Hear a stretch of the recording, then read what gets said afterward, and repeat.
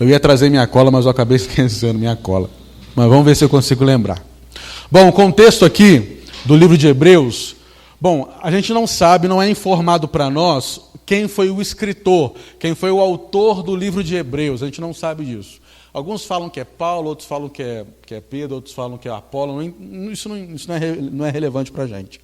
Mas o que o autor aos Hebreus está falando aqui nesse contexto, alguns versículos antes desse que a gente acabou de ler, ele está explicando ali que Jesus Cristo, ele é o sumo sacerdote, ele é o sacerdote perfeito, ele é o sacerdote que foi posto como definitivo, e não mais como sacerdócio do Antigo Testamento, da linhagem de Arão, e sim da linhagem de Melquisedeque, ou seja, uma linhagem eterna.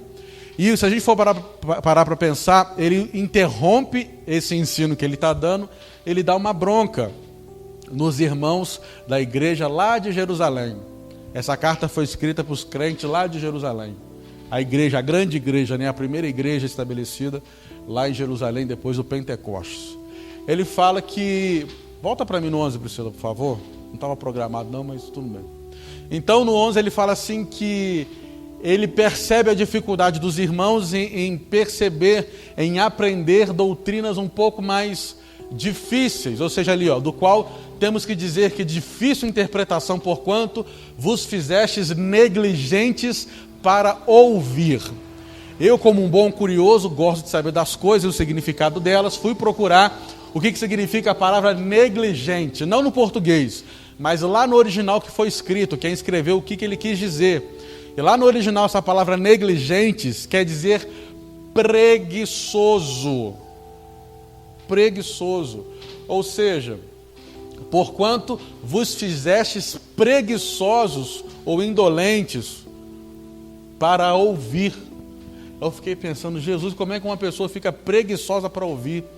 Não é um negócio, deve ser muito difícil ser preguiçosa para ouvir. Mas eu fui pesquisando mais, e o que eu descobri?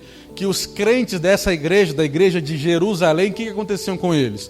Eles reconheceram Jesus como seu Salvador, eles rejeitaram o judaísmo como sua regra de fé e de prática, e aceitaram o cristianismo, Jesus como seu Senhor e Salvador. Mas em um determinado momento da sua caminhada, da sua vida cristã, o que eles faziam? Eles voltavam atrás, eles voltavam para os ritos lá da época de Moisés, lá das cerimônias, aquela coisa toda, e outros não voltavam para o judaísmo, mas voltavam para os seus pecados, para a sua prática e vida pecaminosa. O Espírito Santo convencia essas pessoas e elas voltavam arrependidas. Rapaz, Senhor, pequei demais, Jesus, pequei muito, me perdoa. Aí eles voltavam, e eles voltavam no ensino, eles voltavam no nível de aprendizagem deles. E continuava firme, bonitinho, direitinho, igual eu e você fica de vez em quando. Mas a gente também dá aquela escorregada, sai um pouquinho do caminho, vai para a direita, vai para a esquerda, vai para a beira do caminho. A pessoa, Senhor, me perdoa, nossa, agora eu pequei muito, pequei mais do que a outra vez. Aí vai, ao invés de continuar no mesmo nível que continuou, volta lá atrás. Era isso que estava acontecendo com a igreja. Não sei se você vai concordar comigo, mas quando estamos num nível de aprendizado com Deus, nós vamos indo, nós vamos experimentando realidades e coisas e mistérios espirituais. Quando nós decidimos sair do caminho por livre e espontânea vontade e ir para a nossa vida velha, para saciar os nossos pecados, o que acontece? Todo aquele ensino parece que é perdido. Embora o conhecimento que você aprendeu, o conhecimento fica, mas parece que a experiência daquele conhecimento vai embora. Não sei se já aconteceu com você, mas comigo já algumas vezes. Eu estava lindo, bonito e maravilhoso com Jesus, deu uma escorregada de uns tempos aí, e quando eu voltei, aquele conhecimento que eu aprendi na igreja ou na escola dominical, seja lá onde for, um culto doméstico, ficou na minha mente. Mas parece que eu não tinha mais acesso àquela realidade que eu tinha antes. Parece que eu voltei lá para trás, lá para o último lugar da fila. Aí eu tive que voltar, enquanto o pastor, quem pregava a mensagem, enquanto eu ouvia, eu sabia que era uma revelação de Deus, coisa espiritual maravilhosa. Mas dentro do meu coração, não ia, parece que o negócio não engatava, não ia direto. Eu sempre tinha necessidade de ouvir outro tipo de mensagem. Qual era o outro tipo de mensagem? Que era arrependimento. Por quê? Porque eu tinha acabado de desviar, eu tinha acabado de sair do caminho. Então a minha necessidade era, ou de qualquer outro irmão que passa por isso, então fica num ciclo vicioso. E que ciclo vicioso é? Arrependimento, pregação sobre pecado, arrependimento e busca de santidade. Falar sobre pecado, arrependimento e busca de santidade. Eu não sei se você já reparou, mas a igreja dos últimos dias, dos últimos tempos, tem se baseado basicamente nisso. Falar sobre, não é, claro que tem que se falar bastante. Tem que falar sobre pecado, arrependimento e busca de santificação. Na verdade, essa é a base da pregação do Evangelho, base da vida cristã. Falar sobre pecado, arrependimento e busca de santidade. Mas a caminhada cristã não é só isso. Existem outras realidades espirituais, existem outros tesouros espirituais que Deus tem para mim e para você. Mas isso só vai acontecer se eu romper esse ciclo vicioso. Qual que é? Eu aprender mais sobre o meu pecado, aquele que eu estou praticando, arrependimento e busca de santidade, ou pelo menos manter a santidade. Aquela luta, meu Deus, eu não posso, meu Deus, meu Deus, meu Deus, meu Deus, eu não posso. Né? Então era isso que estava acontecendo, o contexto da igreja de Jerusalém era esse. Paulo, vocês veem que é Paulo? É Paulo, mas não é Paulo. Então o escritor dos Hebreus estava escrevendo isso, olha, eu tenho muita coisa para ensinar para vocês, mas vocês são preguiçosos para ouvir. Preguiçosos no seguinte sentido: vocês não firmam o pé na comunhão de vocês, na revelação que Cristo deu para vocês. Vocês sempre voltam atrás. E por isso que no texto continua falando que vocês, pelo tempo que vocês conhecem a Deus, já eram para vocês serem mestres na palavra, no ensino, ou na vida cristã. Mas pelo fato de vocês voltarem ao início, voltarem lá para o final da fila, muitas vezes, vocês ainda estão se alimentando de leite espiritual, ou seja, de alimentos básicos da fé cristã. Qual que é o elemento básico da fé cristã? Falar sobre o pecado, arrependimento e busca de santidade. Esse que é o contexto da história ali do capítulo que a gente leu. Mais ou menos isso. E um dia eu estava conversando com a Nai, essa moça maravilhosa, essa semana, não sei. Essa semana, a gente estava falando sobre carnaval, aquela coisa toda, falando sobre a minha cultura de carnaval. Se é minha, não, dos outros, que eu tenho outra cultura, não gosto de carnaval. Ela me perguntou por que eu não gostava de carnaval e de futebol, dei os meus motivos, os meus porquê para ela, porque eu não gosto. E ela ficou me olhando com uma cara assim de... Tipo assim, não estou entendendo. E ela fez uma pergunta que isso ficou gravado dentro de mim, ficou martelando isso dentro da minha cabeça. Ela falou assim, meu bem, qual que é a sua paixão? Do que você é apaixonado? Eu falei, por você. Já garantia, já ali. Eu falei assim, não, de verdade, mas do que você é apaixonado? O que motiva você? Qual que é a sua paixão? Eu demorei um tempo, eu disse, ih, rapaz, pergunta difícil, hein? Nossa, mais fácil falar dos dinossauros. Aí eu demorei um pouquinho para pensar e respondi. Falei assim, a minha paixão é ensinar. A minha paixão é ensinar. E eu faço a mesma pergunta para você. Qual é a sua paixão? O que motiva você na sua vida cristã? Ou na sua caminhada cristã? Se é que tem alguma coisa que motiva você. Na sua caminhada cristã. Só se eu estou tão gelado, meu filho, que se eu ficar aqui no caminho, para mim já está bom. E essa pergunta ela fez fora do contexto religioso, né? Ela fez uma pergunta totalmente, mas eu trouxe para o contexto religioso. Falei assim, rapaz, é verdade, qual é a minha paixão? E eu lembrei desse texto, e o escritor fala assim, que pelo tempo que vocês têm, a igreja local ali, pelo tempo que vocês têm, vocês deviam já ser mestres, já deveriam estar ensinando outras pessoas, ou deveriam estar contagiando outras pessoas. Eu falei assim, eita, Jesus, tá bom, já entendi, Senhor. Já entendi. Já entendi.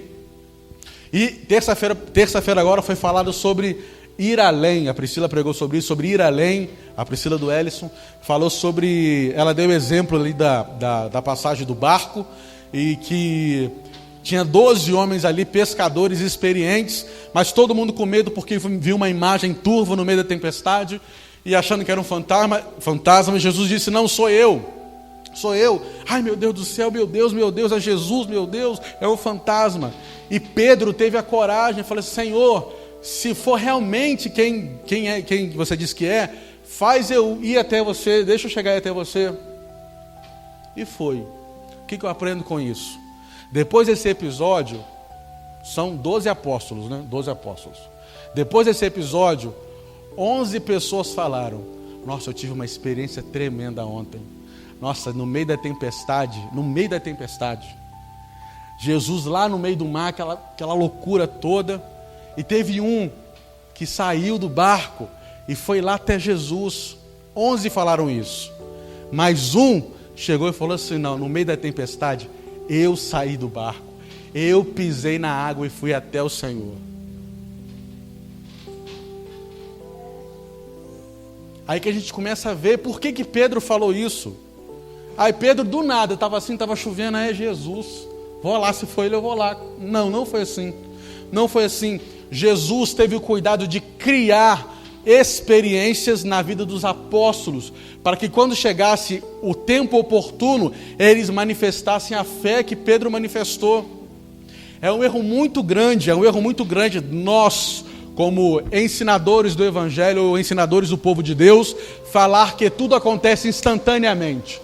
A gente sempre, eu não, mas eu já ouvi muita gente falar assim: não, irmão, você tem que fazer, e é agora, hein? É agora, vem para cá, recebe a unção, recebe o poder, que você vai virar missionário transcultural e vai lá no meio dos muçulmanos, vai pregar Jesus, vai todo mundo se converter.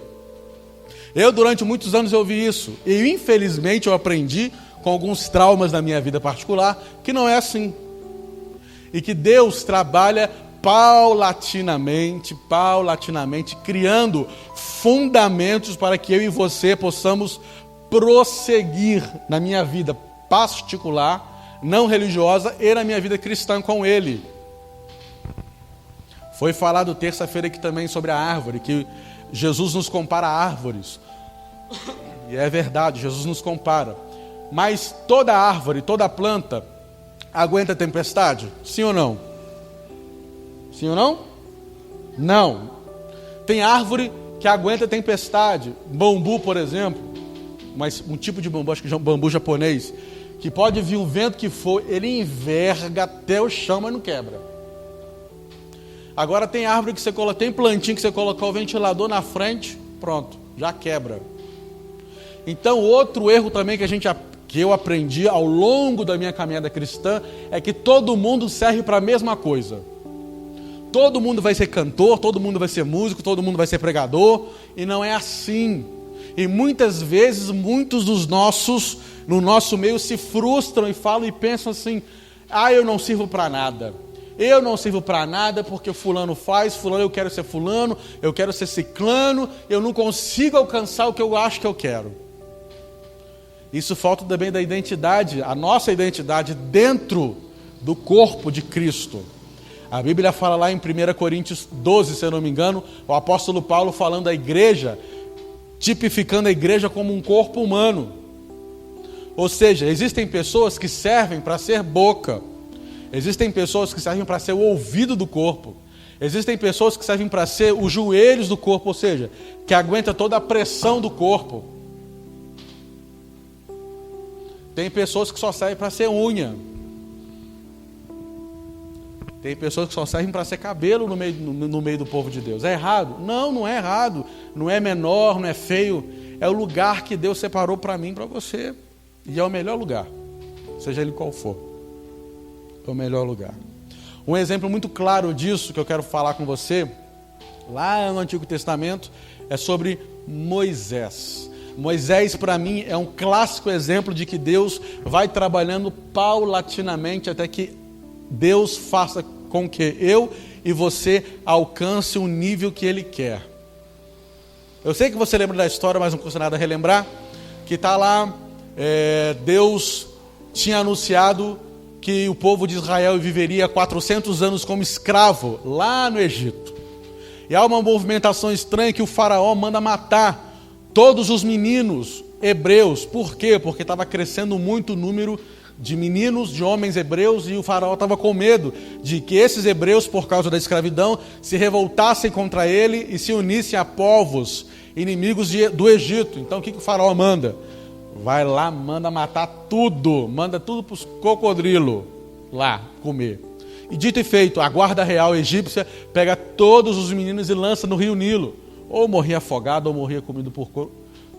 Está vendo? Vem falar espanhol? Muito obrigado, que o espanhol é quase igual, eu fico falando. Aí manda matar lá. E Joquebede, mãe de Moisés, o que faz? Meu menino é muito bonito, não vou deixar ele morrer. O que ela faz? Ela constrói um cesto de palha e petróleo, betume. E faz um cesto lá bonitinho, direitinho, e coloca no rio Nilo. O que a gente aprendeu com a Disney? Que a Joquebede, a mãe de Moisés, pegou o cesto. Vai, meu filho, vai com Deus e seja o que ele quiser. É isso que a gente aprendeu com a Disney, que é por causa dos filmes sobre Moisés. E não foi bem assim. Fui estudar. A Bíblia fala que a filha do faraó encontra Moisés. Mas por que ela encontra Moisés? Por que Joquebede fez isso? Porque havia um rumor, isso na Bíblia não fala, mas qualquer livro mais ou menos de história fala, que a princesa dessa época, a filha desse faraó que a Bíblia fala, ela tinha um problema conjugal com o seu marido que tinha uma amante, e desse relacionamento tinha saído um filho bastardo. A princesa não queria que o filho bastardo assumisse o trono. O que ela faz? Ela vai até o rio Nilo tomar banho, igual a gente aprendeu na escola dominical. Não. O que acontece lá? O que a princesa está fazendo? Não sei se você sabe, se você lembra da sua escola, o rio Nilo era considerado como um deus. Por quê? Porque havia na mitologia egípcia, existia 2 deuses que brigavam entre eles. E o perdedor teve seu pênis cortado. E por acidente, ou seja lá programado, seja lá qual for, caiu dentro do rio Nilo. E os egípcios acreditavam que por causa do pênis cortado, o rio Nilo virou um rio próspero, um rio fértil. E o que a princesa estava fazendo lá? Estava tomando um banho ritual, estava fazendo um culto ao Deus do Nilo, pedindo para que o Nilo fertilizasse ela. Para quê? Para que o bastardo não tomasse posse do trono. E o que acontece? Ela está lá tomando seus banhos religiosos, os seus banhos cultuais, até que aparece um menino chorando num cesto, que é Moisés. O que ela fala? Os deuses me deram esse menino. O nome Moisés significa retirado das águas, porque a princesa pensou que o fato dela tomar banho, nesse ato cultual, o Nilo respondeu ela com um filho, já pronto. E uma coisa interessante que Deus faz Deus ele interfere na cultura de cada um. Deus trabalha na cultura humana perfeitamente. Deus poderia muito bem aparecer para a princesa. Olha, princesa, sei lá o que, como é que você chama? Eu sou o Deus Todo-Poderoso, só tem eu vou te dar um menino para você criar, mas ele explica todo o plano. Deus podia fazer isso? Podia. Mas não fez, por quê? Para demonstrar para o seu povo que ele pode todas as coisas do jeito que ele planeja. E a princesa pega Moisés e leva para o palácio, crendo que o Nilo tinha dado Moisés de presente para ela. Moisés cresce e ele aprende tudo que a corte egípcia tem para ensinar. Tudo. Moisés ali, quando ele saiu fugido do Egito, ele já era especialista em matemática, agronomia, geografia, aritmética e dos astros esqueci. Astrologia. Nomia é a parte científica. A astrologia é a parte mística da coisa. Então Moisés estava preparado para isso. Por quê? Porque Moisés ele foi criado para ser o faraó do Egito. Por isso que ele teve essa formação acadêmica. Ele precisava disso, porque ele seria o faraó. Mas os planos de Deus era outro para Moisés. Era outro. Acontece, Moisés vê um rapaz brigando lá com o seu povo, ele nervoso, mata o rapaz em terra, descobre e ele foge. Porque havia uma lei lá no Código de Hammurabi que se você matasse um escravo estava tudo bem. Mas se você matasse um egípcio, a pena seria igual. Ou seja, olho por olho, dente por dente. Então Moisés, sabendo disso, ele pica a mula, vai embora. Vai lá para as terras de Midian. Vai lá para as terras de Midian. E Moisés, cortando a história, Moisés passa 40 anos lá no meio das cabras, lá com Jetro, seu sogro, Jetro. Estou tendo que buscar aqui na mente, tudo na hora. Jetro. Agora eu te pergunto, por que Deus permite que Moisés, sabendo que ele era o prometido do trono do Egito, ele poderia muito bem ajudar o seu povo, muito bem, porque se Moisés fosse levantado como faraó, Moisés poderia acabar com a escravidão. A partir do momento que ele se assentasse como rei do Egito, acabou a bagunça, agora todo hebreu vai embora, vai para casa. Não podia fazer isso? Ele era o faraó, ele podia tudo. Penso eu, Deus, mas por que você tirou esse menino de lá, Senhor? Era muito mais fácil, levantava ele, acabava com tudo. Mas Deus coloca Moisés 40 anos no deserto, no meio do mato, no meio das ovelhas, dos cabritos, das ovelhas. Por quê? Porque Deus, ele seria o libertador. Deus é o libertador do seu povo e não Moisés. Se Moisés libertasse o seu povo como faraó, todo o crédito iria para Moisés e não para Deus. Mas não foi por isso que Deus tirou Moisés lá do Egito. Deus precisava de um estadista. Meu Deus, o que é isso? Um estadista é um governante de grande massa, de grande multidão. Por isso que Deus colocou Moisés 40 anos na corte egípcia, para que ele aprendesse bons modos, etiqueta, como lidar com o povo, como lidar com confusão de grandes multidões, por causa do exército, porque o faraó, ele comandava o exército diretamente do seu povo. 40 anos ele aprendeu isso, como ser um estadista, como ser um líder de grande multidão. Agora Deus coloca Moisés 40 anos no deserto. Para quê? Para que ele pudesse aprender a ser humilde, com todo o conhecimento que ele tem, com toda a bagagem que ele tem, na melhor universidade da história da época, do melhor país, do melhor povo bélico. Deus coloca Moisés 40 anos no deserto para que ele aprendesse a ser humilde. Humilde.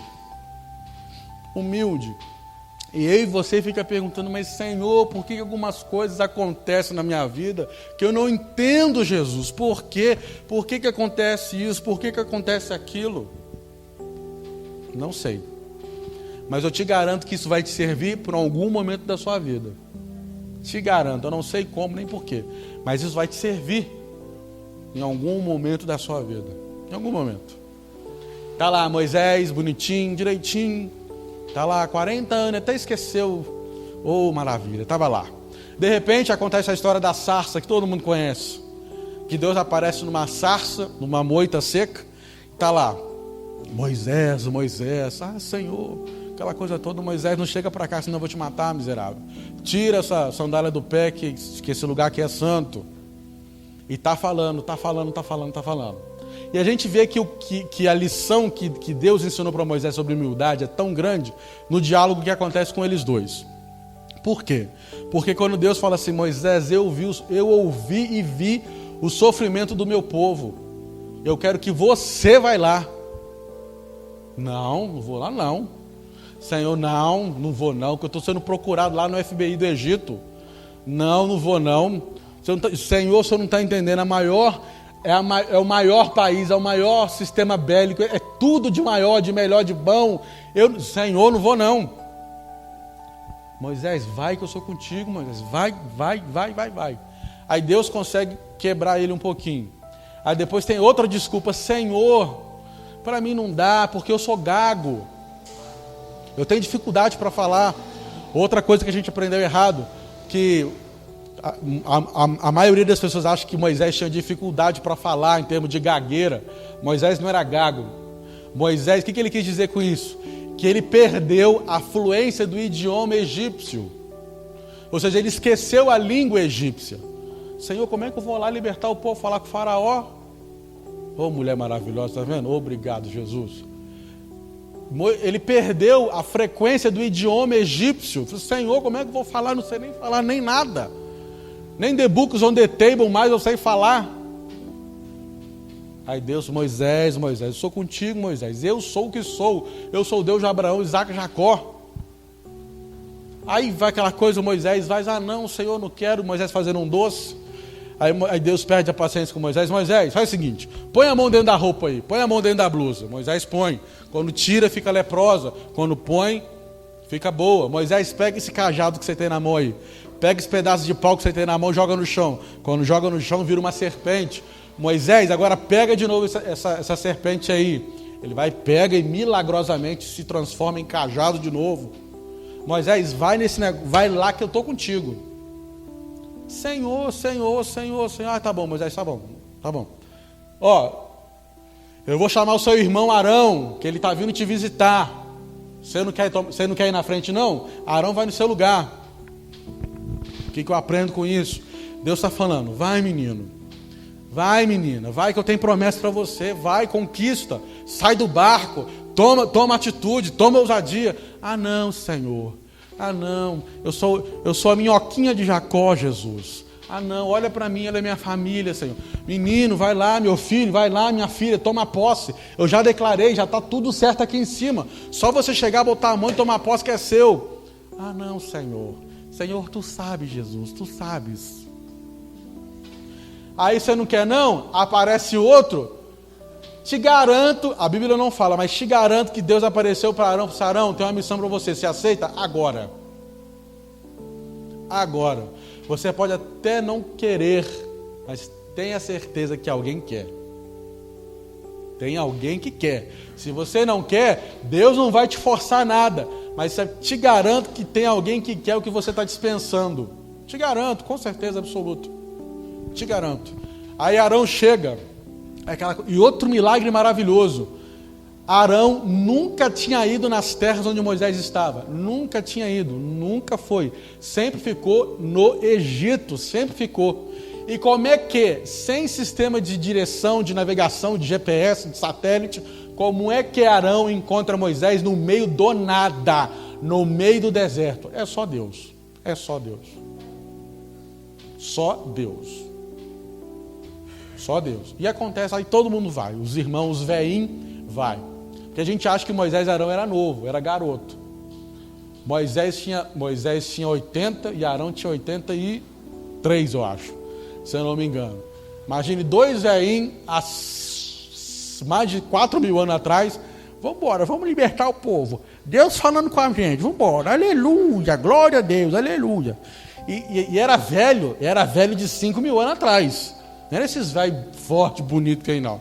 Era velho, de 80 anos. E foi. Outra coisa, Jesus, vai falando, hein? Coisa que eu aprendo aqui também. Ah, Senhor, meu tempo já passou, Jesus. Não dá para mim mais, Senhor. Eu não tenho estudo, eu não sei falar, eu não sei pregar, eu não sei cantar, eu não sei tocar. Ai, Senhor, chegaram os filhos, a família chegou, a família aumentou. E os velhinhos estão lá. Vamos embora, vamos libertar o povo. Oh, maravilha. Chega lá, dois velhinhos, um de 80 e de 83. Vamos lá. E chega lá no faraó. Resumindo muito a história. Chega no faraó. Arão chega, porque Deus colocou Arão como isso, testa de ferro, como é que fala? Não, tem outro nome que eu quero usar. O quebra-gelo. Colocou Arão como quebra-gelo, como testa de ferro, porque Moisés arregou, e falou assim: Faraó, assim diz o Senhor, Deus de Israel, liberta o povo, senão o negócio vai quebrar aqui. O negócio vai dar ruim esse negócio aqui. O que o faraó faz? Faraó fala que não vai liberar o povo porque ele é Deus. Porque na cultura egípcia, o faraó, ele era considerado de fato, de verdade, como o filho dos deuses, ou o próprio Deus, dependendo da idade. O próprio Osíris, que foi o primeiro faraó que virou Deus. Não vai, porque... Oi, Deus de Israel, que negócio é esse? Só eu que sou Deus desse negócio aqui, não tem esse negócio não. O que acontece? Faraó dispensa os dois veinhos, dá-lhe dá um corretivo nos dois, só para vocês aprenderem a não falar besteira na minha frente. E dito e feito. E Moisés chega, Senhor, eu avisei, Senhor, que não ia dar certo, eu avisei, o Faraó fez acontecer, ainda deu uma burdoada em nós, Senhor. Não deu. O que Deus fala? Moisés, pode contar que a partir de amanhã vou revolucionar esse negócio aqui. Aí começa o sistema das 10 pragas. Acontece as 10 pragas, não vou falar. A última praga, o filho do faraó morre. Faraó libera o povo. Aí todo mundo feliz, lindo e contente, maravilhoso. 400 anos de escravidão, nunca foi na praia. Primeira vez. É igual o mineiro quando vai em Guarapari a primeira vez? Ô, maravilha. Maravilha. Igual o mineiro quando vai na praia a primeira vez. Festa, alegria. Aquela coisa toda. Vamos para casa, vamos para a terra de Israel. Mentira, a terra de Canaã. A terra que emana leite e mel. A terra que tem alegria, prazer, satisfação e descanso. Nós vamos para a terra que Deus nos prometeu. Ô, maravilha. Ô, graças a Deus, aleluia. Mas aparece a primeira dificuldade. Qual que é a primeira dificuldade? O mar. O mar. Aí sempre tem uns do contra no meio, né? Aí está o mar, Moisés no primeiro momento não fala nada. Vamos pensar aqui, vamos ver o que a gente vai fazer. Dá a volta não dá porque não tem jeito, porque é muito grande. Nadar o povo não sabe. O povo nunca viu água, como é que vai nadar esse negócio aqui? Aí tá, e de repente o exército do Egito chega. Aí sempre tem aquele abençoado que... Ai meu Deus, agora vai dar ruim. Agora, meu Deus do céu, já falei que vai dar errado. Já falei, meu Deus, pra que eu saí do Egito? Pra que eu saí do Egito, Senhor? Eu preferia tomar chibatada, Nossa, pra que Moisés? Pra que Moisés você me tirou do Egito? Era melhor morrer na mão do faraó do que morrer aqui. Era melhor. Por que essa pessoa falou isso? Porque naquela época tinha um costume de quem morre no deserto teria uma morte ou uma eternidade amaldiçoada, por causa da cultura do Egito.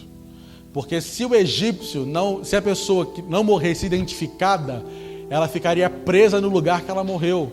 Por isso que essa pessoa falou assim, Moisés, você está doido, eu vou ficar aqui vagando na eternidade no deserto, eu não vou para o paraíso egípcio, pelo amor de Deus, por que você tirou a gente de lá? Aí Moisés falou, eia, calma, vou resolver esse negócio aqui. Ou seja, Moisés na frente do povo, calma, vou resolver. Na frente das pessoas, Moisés, opa, calma. Está nervoso por quê? Calma, vou lá falar com Deus, espera aí. Moisés chega para... Aí que é o negócio. Moisés chega para o Senhor e rasga o coração diante de Deus. Senhor, eu não sei o que eu vou fazer com esse povo aqui. Não sei o que eu vou fazer, ó. Exército egípcio atrás, louco, doido, endemoniado para pegar a gente. O mar na nossa frente. Morremos tudo. Morreu aqui agora. Aí Moisés achando que Deus vai ficar com peninha, eu sou Moisés. É verdade, bem que você falou que o rei do Egito era feroz mesmo, hein? Por que eu não te ouvi? Deus chega para Moisés e fala assim, Moisés, o que você está fazendo parado aí, meu filho? Marcha. Eu acredito, a Bíblia não fala, mas eu acredito. Peraí, marcha para onde? Para dentro da água, para dentro do mar. Aqui que chega o ponto crítico na vida de Moisés. Aqui que chega o ponto crítico. Por quê? Eu te contei muito resumidamente. Claro que a Bíblia não fala com essas palavras que eu falei, mas muito resumidamente.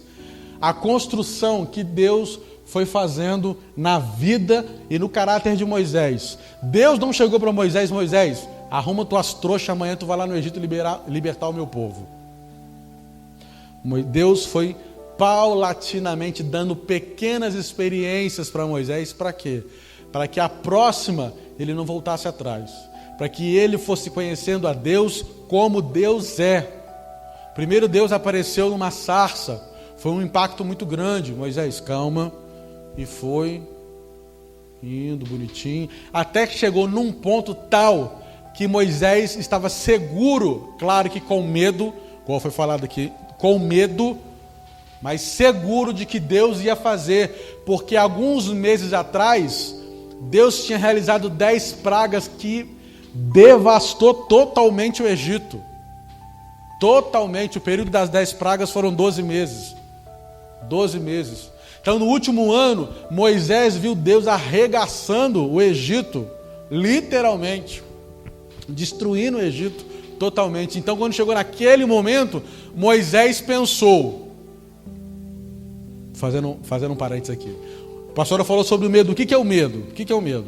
O medo, já falei sobre isso aqui, o medo é uma resposta natural do nosso corpo. Como assim? Se eu estou em uma situação onde eu nunca experimentei aquela situação na vida, o que acontece? Eu fico com medo. Por quê? O meu cérebro, o seu cérebro, a sua mente, recorre ao arquivo que tem aqui dentro. Não sei aonde, mas recorre ao arquivo que tem aqui dentro. E vai pesquisando rapidinho. Qual foi a experiência que eu tive dessa situação? Ou parecida? Não tem. Então, como modo de segurança do corpo, o que faz? É o medo. Então, o medo é um modo de segurança para que eu não avance em situações desconhecidas. Eu não preciso falar para ninguém que não teve nenhuma situação parecida dessa com Moisés. Então, naturalmente, Moisés teve medo. Rapaz, o mar, né? Eita, marchar para dentro da água.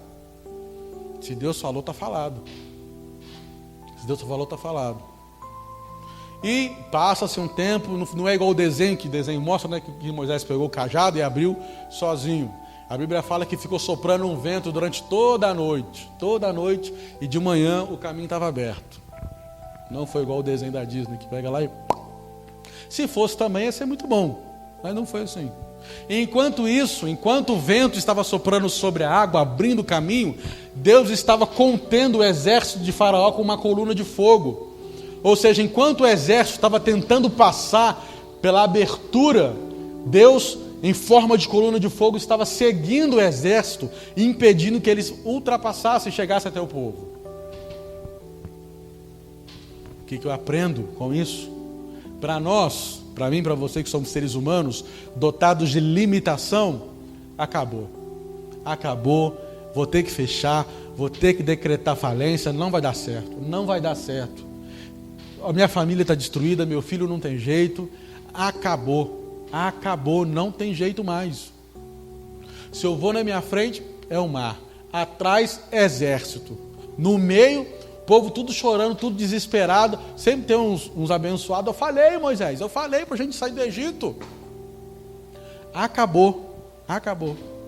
Mas a gente não sabe que espiritualmente Deus já está tratando, já está movendo, ou até mesmo no mundo real, no mundo físico, Deus já está tratando, porque o povo, o que o povo via? O povo via o vento soprando no meio do mar e o povo via uma coluna de fogo. É isso que o povo via, mas o povo não via o desespero do exército do Egito, desesperado, querendo passar e não conseguia. E o povo também não estava vendo o que Deus estava fazendo dentro da água. Eu vou te falar uma coisa, quando Deus soprou no meio do mar e ficou soprando a noite toda, não tinha peixe morto assim não, tá?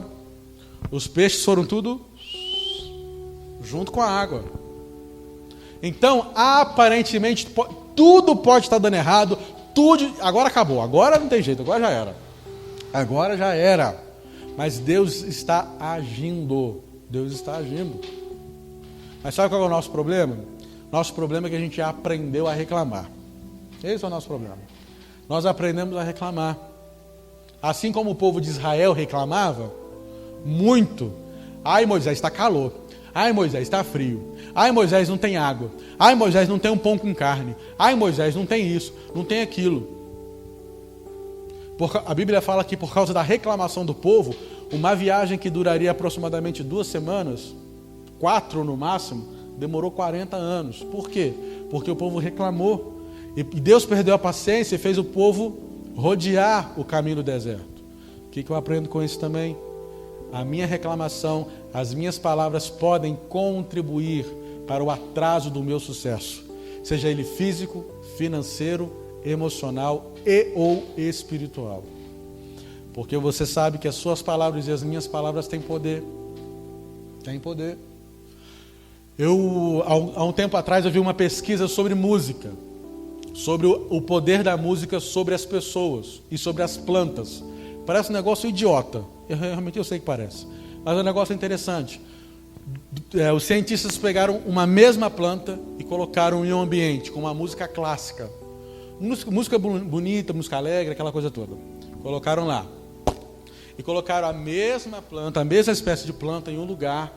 Primeiro, nesse lugar, era um lugar arejado, com sol, tudo bonitinho, direitinho.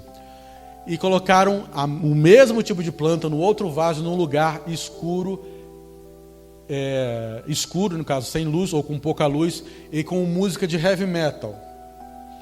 Deixaram lá por 24 horas.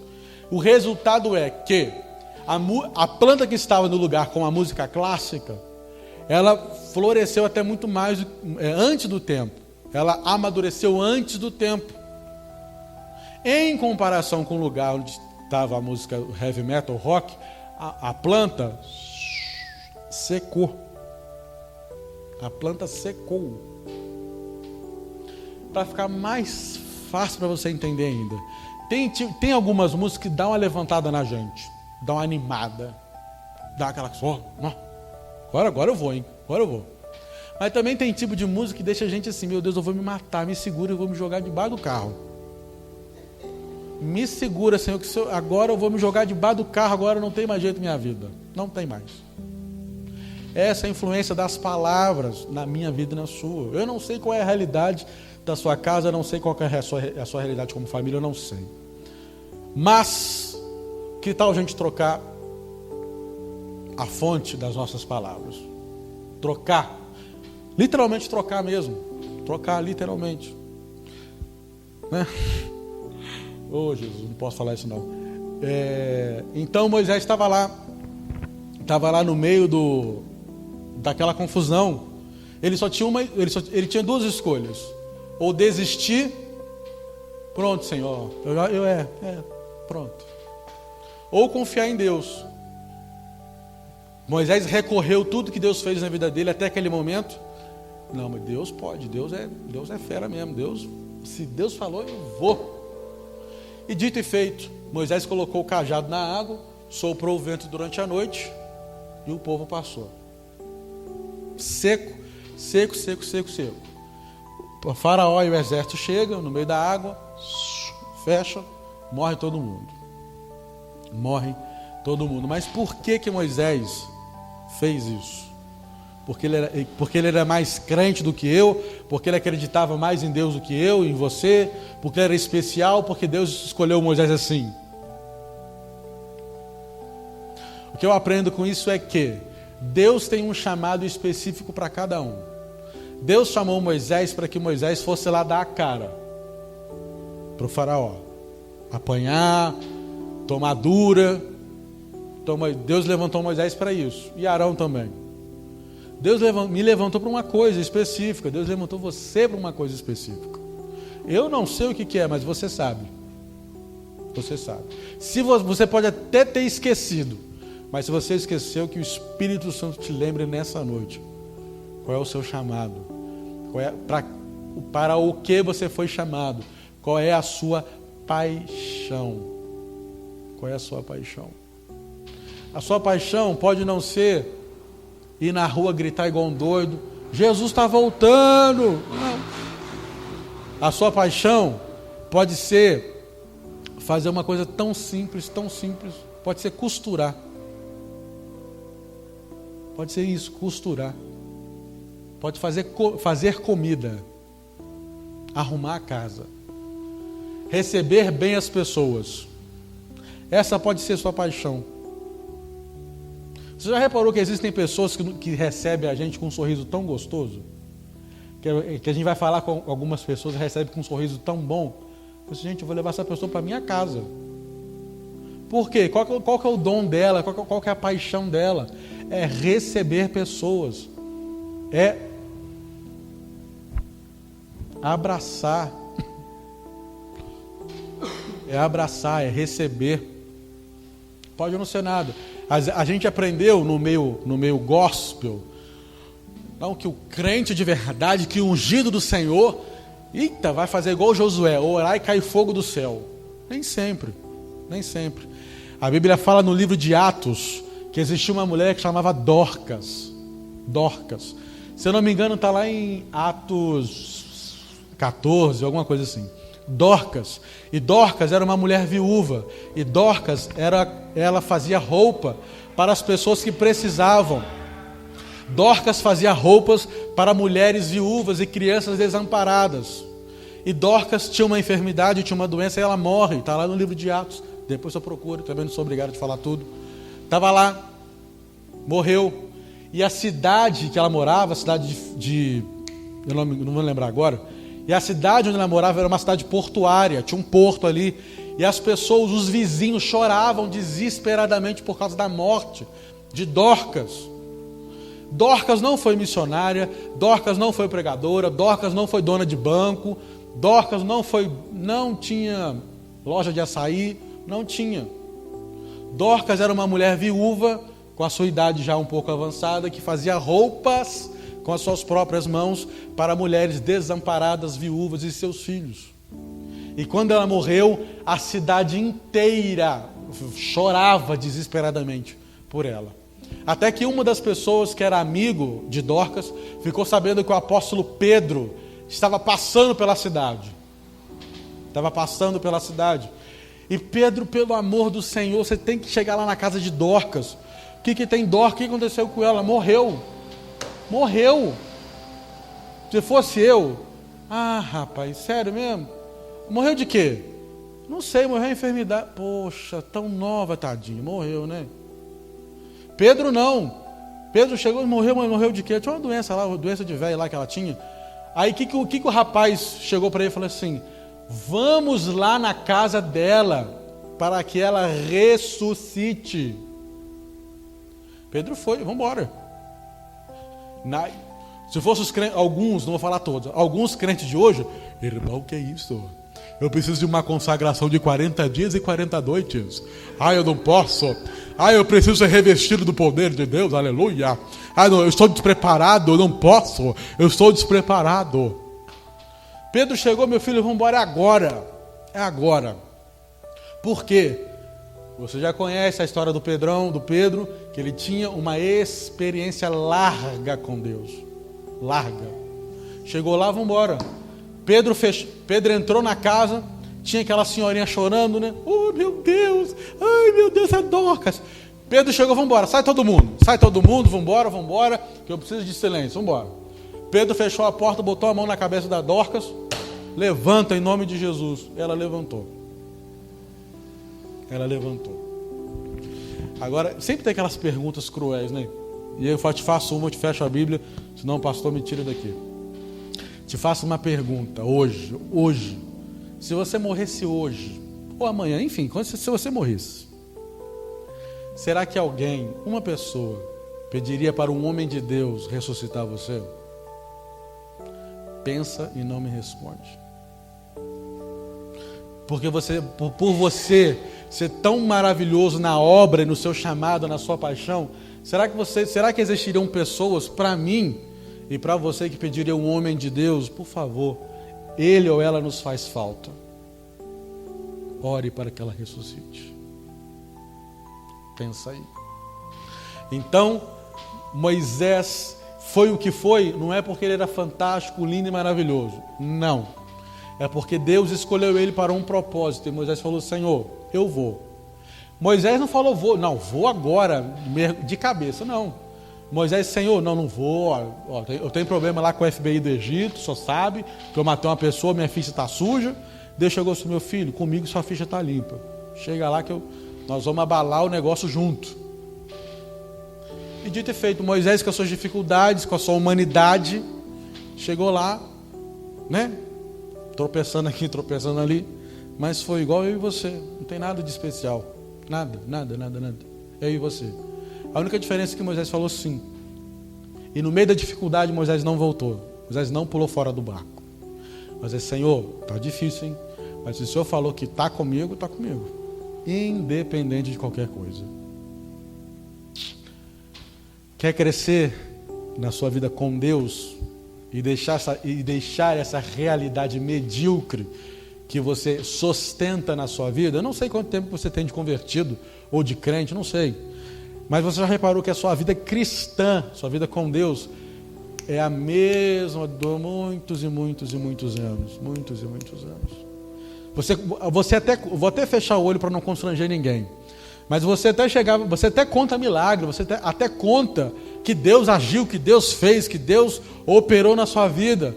Mas você sempre fala, mas lá tantos anos atrás, nossa, quando eu tinha tantos anos, quando eu tinha fogo de Deus, quando eu era fervente no Senhor, quando eu tinha meu primeiro amor, Deus fez isso, Deus fez aquilo outro. A única diferença é que Moisés disse sim e permaneceu.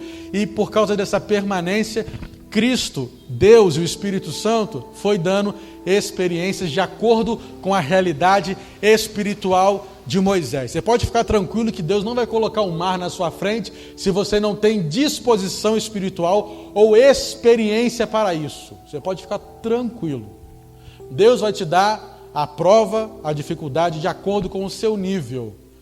O grande problema é se você vai ser como Moisés e tantos homens e mulheres da Bíblia que em meio à dificuldade foi subindo diante de Deus e diante dos homens, ou foi como a igreja de Jerusalém, que o escritor aos Hebreus falou assim, gente, vocês já deveriam ser mestres. O que vocês estão fazendo ainda nos rudimentos da fé, que é pregação sobre pecado, arrependimento e vida de santidade. Deus revelou coisas extraordinárias para Moisés. Extraordinárias. O tabernáculo é um modelo do céu. Deus revelou o céu para Moisés. Deus revelou o trono dele, onde ele está sentado hoje, para Moisés. Deus revelou classes de anjos de altíssimo nível para Moisés, que são os arcanjos que ficam debaixo do trono e sobre o trono também. Coisas grandiosas, porque Moisés, ele cortou o ciclo vicioso, que é pregação sobre o pecado na minha vida. Meu filho, você tem que parar de pecar, meu filho. Para de pecar esse pecado, seu miserável aí. Para de pecar, avança aí. Pronto, parei de pecar. Agora eu vou buscar arrependimento. Senhor, me perdoa. Eu pequei mesmo, sou miserável. O Senhor sabe que eu queria pecar, eu não fui firme. Pequei mesmo. Agora não posso. Sai daqui, Satanás, em nome de Jesus. Sai daqui, tentação. Sai. Aí escorrega, Senhor. Tu sabe, a carne é fraca, Senhor. Eu tentei, mas o Senhor viu, né? Vamos quebrar esse ciclo nessa noite em nome de Jesus. Em nome de Jesus. Uma frase que eu ouvi, e realmente eu encerro agora, fala assim, de um sábio hindu, que falou assim, uma grande caminhada começa com o primeiro passo. Uma grande caminhada começa com o primeiro passo. Vamos dar o nosso primeiro passo hoje? Hoje você ouviu uma pessoa que é apaixonada por ensinar. Você viu, você se divertiu, você entendeu e você aprendeu. Diferentemente daquele professor miserável que a gente tinha, só não gosto dele, que ele não sabe ensinar direito. Mas tinha aquele professor que, caramba, eu quero ser professor por causa dele. Não sei, talvez você desperte seu ministério por causa dessa pregação de hoje. Se for, eu vou ficar muito feliz e o céu também. Mas eu não sei. Apenas aceite e fale sim para que Deus tem para você, e aceite a sua paixão, seja ela qual for, em nome de Jesus. Amém? Vamos ficar de pé em nome de Jesus. Pastor, toma o microfone da minha mão, pelo amor de Deus. Senão eu vou ficar igual o Paulo pregando até 6 horas da manhã.